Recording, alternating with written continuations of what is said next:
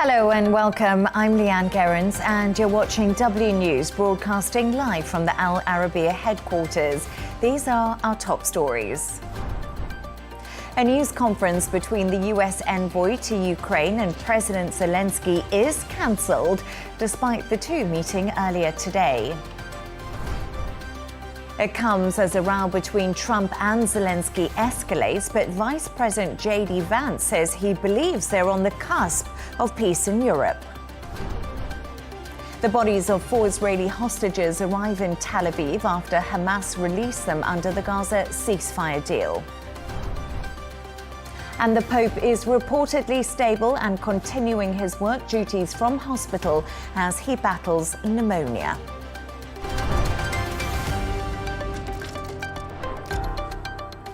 To our top story, a news conference planned for today between Ukrainian President Volodyrmr Zelenskyy and Donald Trump's Ukraine envoy Keith Kellogg has been cancelled.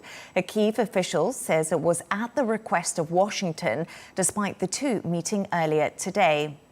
Their meeting comes as President Donald Trump continued to criticize and make false claims about Zelenskyy after calling him a dictator without elections and warning that he better move fast to negotiate an end to Russia's invasion of Ukraine. In the last hour, US Vice President J.D. Vance has defended Trump, saying he believes they are on the cusp of peace in Europe. For more on this story, I'm joined by our correspondent, Stuart Smith, who's in Kyiv. Stuart, thank you for joining me. Tensions are growing, so this press conference being cancelled shouldn't really come as a surprise, should it?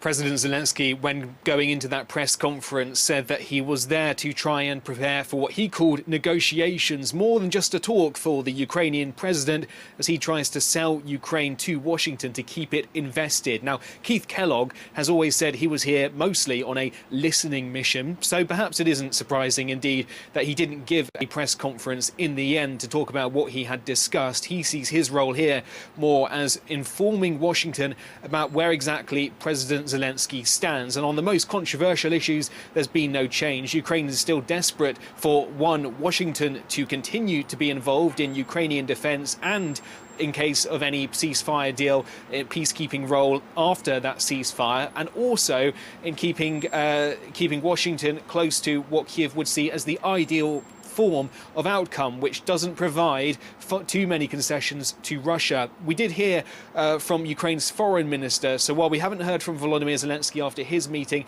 the foreign minister spoke about his discussion with Keith Kellogg. After that, he said that the meeting discussed ways to bring a comprehensive, just and lasting peace to Ukraine. The foreign minister said that Ukraine is still looking to achieve peace through strength, a reference to the idea that the stronger Ukraine is in terms of its ability to fight Russia, the better its negotiating position will be. And also, the foreign minister said that the security of Ukraine and the transatlantic is indivisible. Another reference to the fact Ukraine sees the danger in letting Russia feel like it has a win with regards to any peace negotiation. That could bring more problems for the West later down the line, as well as Ukraine.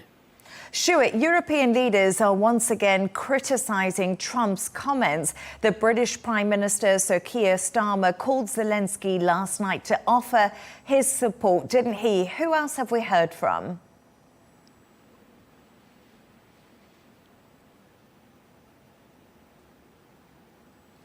Yeah, he did, and so did the French President Emmanuel Macron. Both of those two, the leaders of France and the United Kingdom, heading to Washington next week to talk with Donald Trump about how Europe sees all of this and try to convince him to maintain the support to Ukraine that so far the US has provided, but looks even less likely to continue the more the days go on. In terms of European officials coming to here in Kyiv for the anniversary, the third anniversary of Russia's full-scale invasion of Ukraine, we've heard the European Council President is coming, as well as the Prime Minister of Spain, Pedro Sanchez. And so there is support not just privately but publicly for President Volodymyr Zelenskyy to try to show him that Europe at least is still on board with Kyiv's vision of peace. The divide really seems now to be between Washington and Moscow.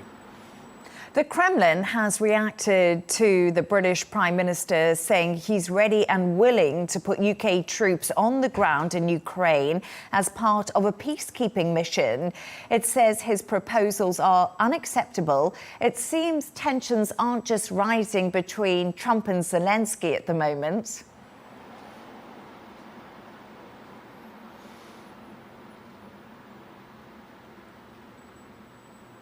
Yeah, there is an acknowledgement here in Ukraine that it looks like that is the way things are going with regard to a ceasefire and then some form of peacekeeping deployment. Ukraine's head of intelligence in the military suggested that he thinks a ceasefire could happen this year. The question will be what happens afterwards. And Europe, as well as Ukraine's proposal, is that peacekeepers should be involved in that, unless Kyiv says it gets NATO membership, which is looking even less likely. And so that would be one way the Europeans believe they can help. On the other hand, all of the leaders have suggested it would still require American support. That's what they say here in Kyiv as well. So even if, as some draft plans doing the rounds suggest, a 30,000 peacekeeper contingent could come to Ukraine, more to provide reassurance than to get involved with any fighting, that's for sure, it would still require US diplomatic and also military support to happen. So now, here in Kyiv, Ukraine trying to convince the envoy to go back and tell Washington what Ukraine needs, and then European leaders heading to Washington too, all to try to convince Washington not to align with Russia, which is what the fear in Ukraine is right now, that more and more statements coming from the White House suggest Donald Trump's thinking is closer and closer to Moscow's thinking, which has got people in the Kremlin very excited about what this could mean. Stuart Smith in Kyiv, thank you so much for joining me. For more reaction on the story, we can now go live to Odessa to speak to Ukrainian MP Oleksii Goncharenko. Oleksii, thank you so much for joining me. So Trump has made some pretty remarkable claims, including missing money and that Zelenskyy's approval rating is at just 4%. Is Donald Trump telling the truth right now? No. I don't want to deepen the crisis which we already have. Zelenskyy has more than 4%, and I think there is no any money lost. In any way, Ukraine is interested, above all, to show all the numbers, and it can be easily done. It's not a hard question to do if there is a will to do something together. So I think we should go out of this speaking about numbers, persons, who has more support, less support. It's absolutely not productive. And come to the basics. Russia, the war of Russia against Ukraine is not the war against Ukraine. Putin was clear from the very beginning. It is his war against the West and Anglo-Saxons. So the question is, does really Donald Trump want to give Putin victory? I don't believe in this. I'm sure he doesn't want to do this. And he wants to win, he wants to be strong and stronger than Putin. And Ukraine is essential for security on European continent. And that is the basics. Ukraine also has the biggest battle-hardened army in the free world, 1 million battle-hardened people in the war of 21st century. Nobody else has this. So despite these personal things right now between two presidents, the basic interests of United States of America and Ukraine are the same. That's the most important. Many have criticized his attack. Trump's known for not holding back, but this really feels like a massive shift in tone, and he seems to be doubling down on his threats. Do you think he's trying to bully Zelenskyy into a deal, a fast deal? We don't know what is in the deal.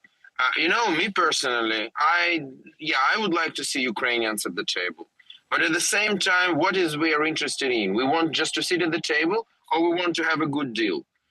It's not, sitting at the table, which is the most important. So what I would do, and I'm saying it publicly in Ukraine, I'm saying it now, I would map Ukrainian red lines, what is essential for Ukraine. And I think this is Ukrainian sovereignty. Our independence, we already defended. I think the whole world realized that Ukraine, we protected it ourselves. It was not American soldiers, it was Ukrainians. We're not Afghanistan. We protected, we defended our independence. There is the problem with our territorial integrity. And yes, unfortunately, it looks like we can't regain our territories right now.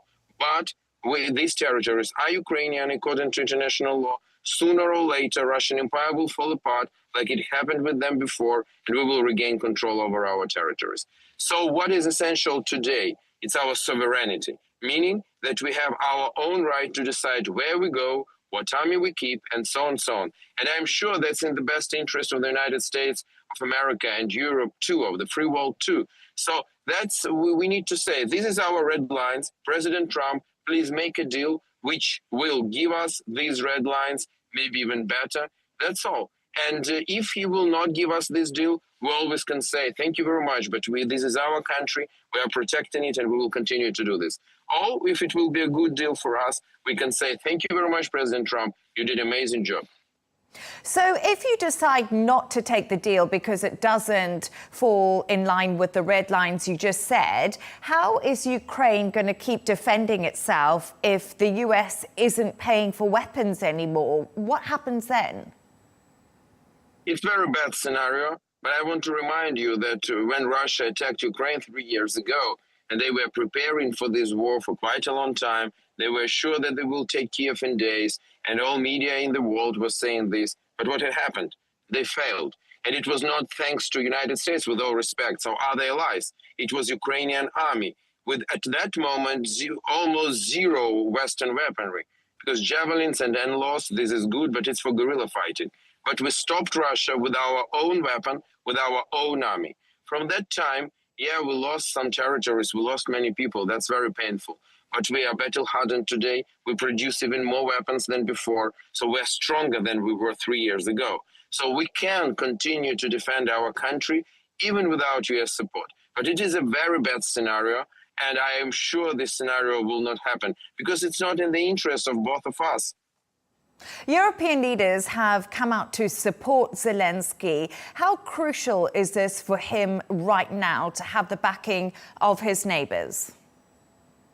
I think it's very important, and I'm very thankful for all European leaders. But I want to shift our conversation from Zelenskyy.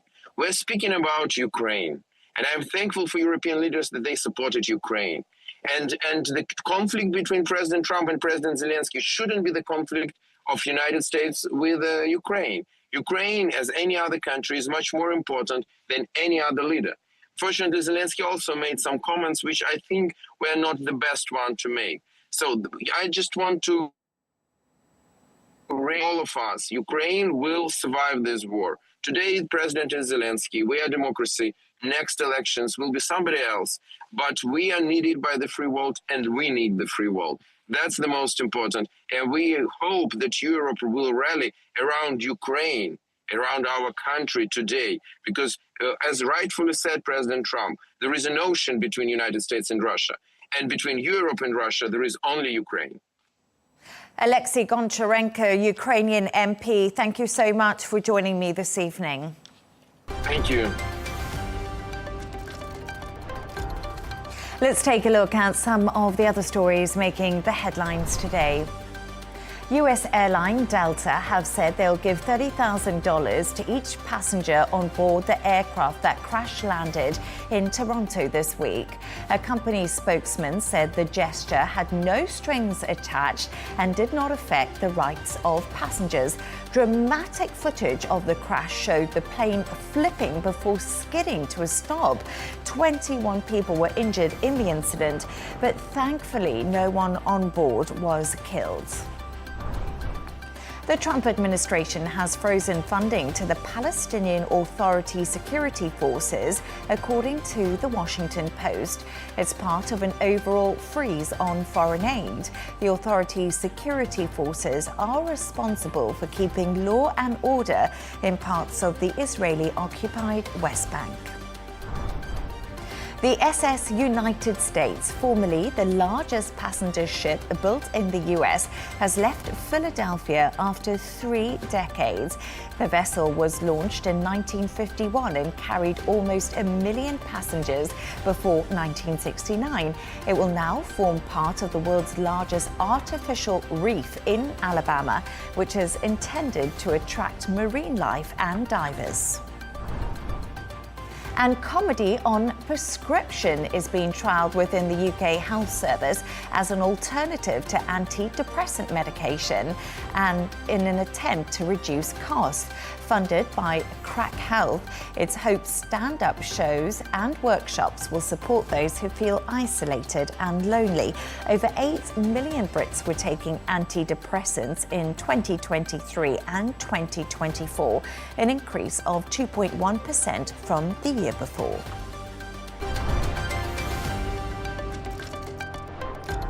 The bodies of 4 Israeli hostages have arrived in Tel Aviv after Hamas handed them over to the Red Cross in Gaza. The bodies returned to Israel are believed to be of a young mother, Sheri Bibas, and her 2 sons, Ariel and Kiefer. The militant group also released the body of 83-year-old peace activist Oded Lifshift. For more on this, I'm joined by Professor Ahmet Uysal, a Middle East analyst at the International Relations Department at Istanbul University. Good evening to you, Ahmet. The bodies of the hostages have arrived in Jaffa for identification. Talk us through the process which will be taking place, and when are we expected to discover what did happen to these hostages? Yeah, good evening first. Of course, there was a huge destruction and huge Israeli bombing on Gaza. And of course, before that, we remember the October 7 events that kidnapped or took prisoners, some of the Israelis, and they were hiding under many buildings. And during of course, the bombing and shelling, some of the Israeli prisoners died, and it is natural because almost every building was destroyed, and many people died and injured in these events. And Hamas says that these people, they were Israeli citizens, they were killed by the Israeli attacks, and they say it is deliberately. I don't know if it is deliberately, but we know that the outcome is they are at the end. They died, and now after several debates and maybe questions whether it's gonna continue the second phase or not, before the second phase, as a good gesture, Hamas said they are gonna, of course, with mediations by Qatar and Egypt and United States, they reached a deal on continuing this exchange of both the live and also the deceased people. And it is also very significant, on the humanitarian side, respect for the dead people, and also exchanging even dead and alive, also giving a chance for peace is a significant and is a positive development, I think. The United Nations have said the way the hostages' bodies, coffins, were lined up in Khan Yunis earlier today before they were handed to the Red Cross was cruel and inhumane. What's your take on this? Of course, the situation is very, very dire, and it's very inhumane situation they are living in Gaza.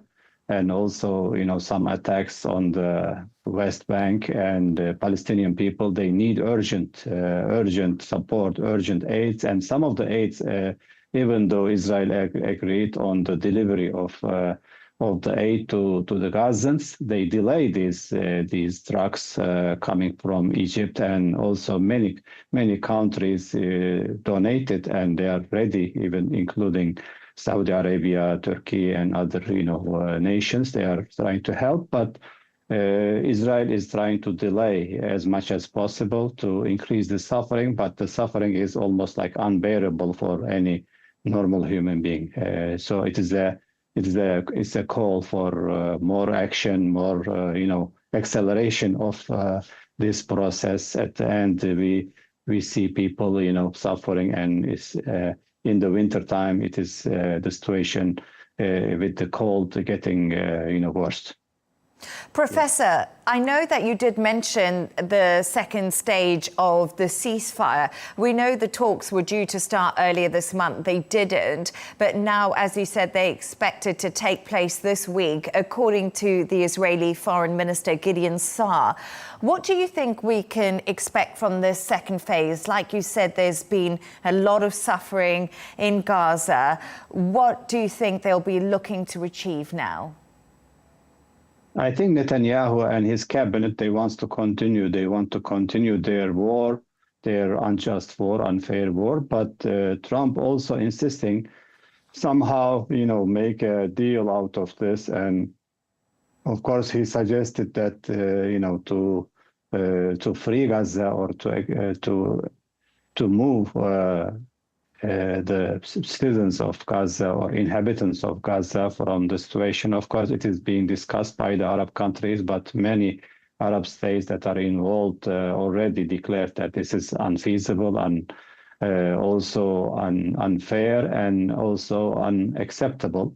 And Trump, of course, he's testing the waters, but at the end, I think America as the supervisor of Israel will decide, and Trump's position on this will be very important. But I assume he wants to make a victory or kind of a statement for himself or a message saying that he achieved peace. That's why he was already, like before he came to power, he was forcing Netanyahu to accept a deal.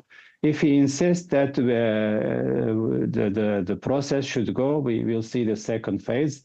But these days, I think we are closer to the second phase. At least, the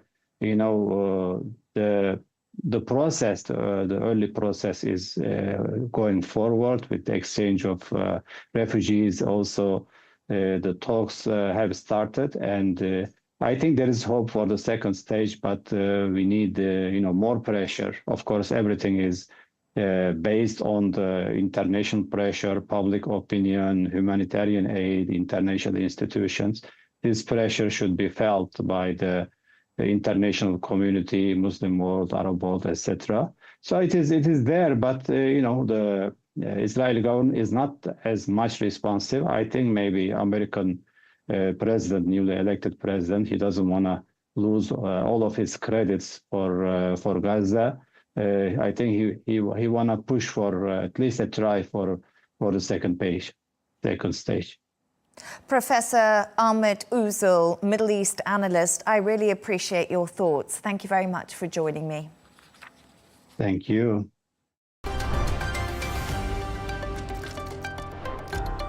Let's take a look at some of the other stories making the headlines today. South Korea's impeached President Yoon Suk-yeol has attended the first hearing of his criminal trial over insurrection charges. His lawyers have demanded his release from jail as they argued that the insurrection probe had been conducted in an illegal manner. If convicted, Yoon could face years in prison for his martial law decree. Voters in Germany will go to the polls on Sunday to elect a new parliament. 4 candidates are running to be the country's next leader, including the incumbent Chancellor Olaf Scholz. Friedrich Merz of the Christian Democratic Union is poised to become the next chancellor. He is a migration hardliner, socially conservative and pro-business. US President Donald Trump's administration is looking for alternatives to Boeing for the Air Force One aircraft. Delays following the COVID-19 pandemic and financial troubles have plagued the US aerospace giant. It's believed President Trump is not happy with the revised delivery timeline in 2027 and 2028. The current Air Force One jets are facing rising maintenance costs. And a man who exhibited fixated behaviour towards British tennis player Emma Raducanu has been given a restraining order. Dubai police say they took swift action against the man who handed a letter to the athlete and had been asked to leave the Dubai Tennis Championships earlier this week.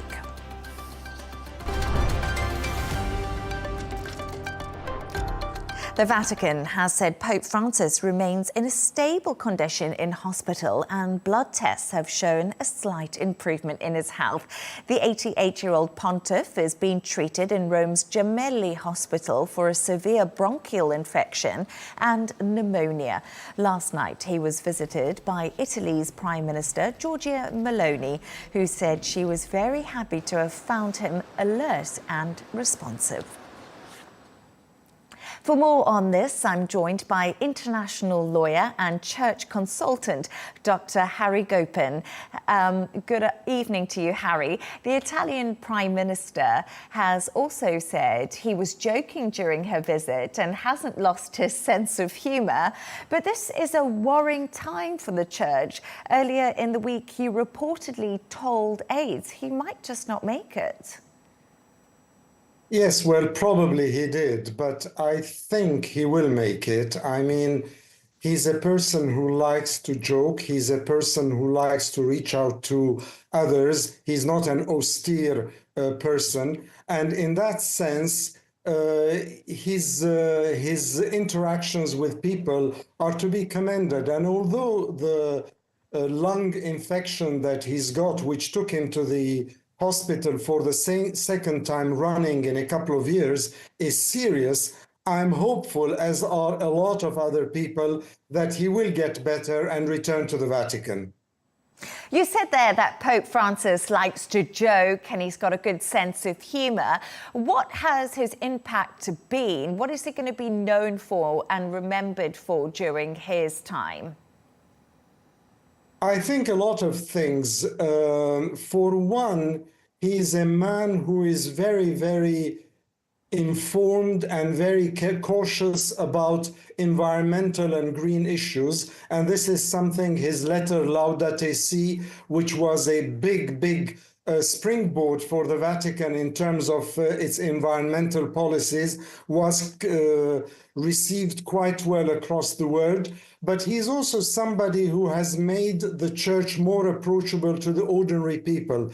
You see, he comes from a Latin American background. He doesn't come from a European background, and therefore he has perhaps a different way of interacting with people. And I think that what he has done is to make people feel closer to the church, and the church being simpler in the sense that it is not one body there and then the mass population on the other, but much more of an intimate, organic relationship between the institutions and the Catholic faithful. And I think that's one of the things that he will be remembered for when he passes away.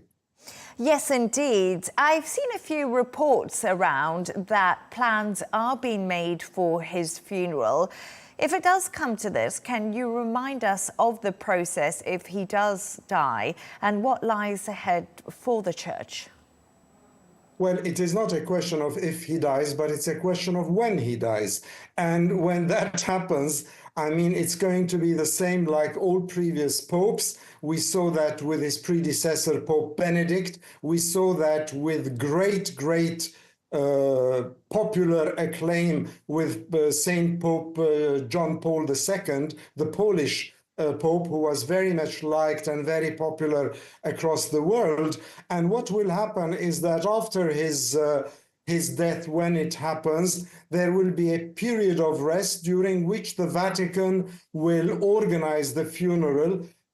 Foreign leaders will be invited to come and join, and then he will just be buried like everybody else. But I think that the thing that distinguishes this Pope from others is that he's not very big on protocol, and therefore it will be, I think, a simpler funeral. If I could recall, and if I could remind your viewers as well, that when he became Pope in 2013, he turned away all the pomp and circumstance that surrounds this office in Rome. And he said, no, I want to have a small place where I can live and meet my people. And he goes around in a tiny little Fiat car. So he has a different approach to the papacy than perhaps in older times in history, and this might well be reflected whenever the time comes and Rome and the world will say goodbye to him and get ready for a new pope. As the world continues to hope his health does improve, there was actually a beautiful rainbow over the hospital he is staying in this week. Hopefully this is a positive sign. Sources at the Vatican have reportedly said he is continuing to do some work too, so seems to be some hope on the horizon.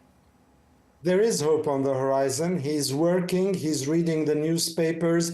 I mean, they even reported that he had his breakfast in the armchair next to his bed, which is a very subtle way for the Vatican to say that he's mobile. And interestingly enough, this is quite a novelty for the Vatican in terms of being so open, so transparent with the public and not sort of hiding the whole thing behind a curtain of opaqueness. And I think that he will overcome this lung infection. But let us not forget, as you said in your intro, he's 88 years old. He's been Pope since 2013, and he's always said, I will resign when I'm no longer able to execute my job, my functions. But I believe that mentally, as well as to a lesser degree, perhaps physically, he is still quite able not only to execute his functions, but also, more importantly for me,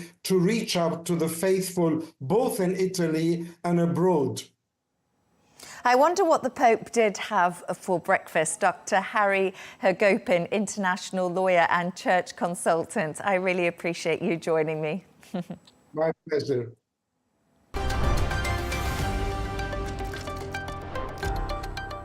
Let's take a look at the top business news now. Stubborn inflation and President Trump's hardline trade policies have rekindled fears of US economic stagflation. This is a mix of sluggish growth and relentless inflation. A Bank of America survey of global fund managers shows the number of investors expecting stagflation over the next year did stand at a 7-month high. Meanwhile, this comes despite markets remaining upbeat on Trump's pro-growth agenda. Now, in a bid to revive earnings, Mercedes-Benz has announced further cost-cutting and more petrol and diesel cars than EVs in its new product range. This comes as the German luxury car maker looks to revive margins as the company braces for a sharp drop in earnings in 2025. Turning to the sports news now. And the Spanish football powerhouse Real Madrid is celebrating after a 3-1 win over Manchester City on Wednesday. Kylian Mbappe scored a hat-trick, helping his team reach the Champions League round of 16. Real Madrid will face either City rival Atletico or German champion Leverkusen. The draw for the round of 16 takes place on Friday. And former Spanish football chief Luis Rubiales has been found guilty over kissing player Jenny Hermoso without consent after the Women's World Cup final in 2023. Spain's High Court has also ordered Rubiales to pay a fine worth more than €10,000, but has acquitted him of coercion.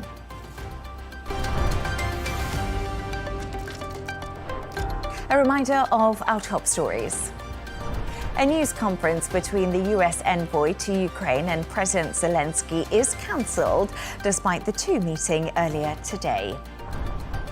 It comes as the row between Trump and Zelenskyy escalates, but Vice President J.D. Vance says he believes they're on the cusp of peace in Europe. The bodies of 4 Israeli hostages arrive in Tel Aviv after Hamas released them under the Gaza ceasefire deal. And the Pope is reportedly stable and continuing his work duties from hospital as he battles pneumonia. And that's all from us on W News. Thank you so much for joining us. The Dressing Room is coming up next. And of course, don't miss Tom Burgess-Watson with GNT. Good night and thank you for joining us.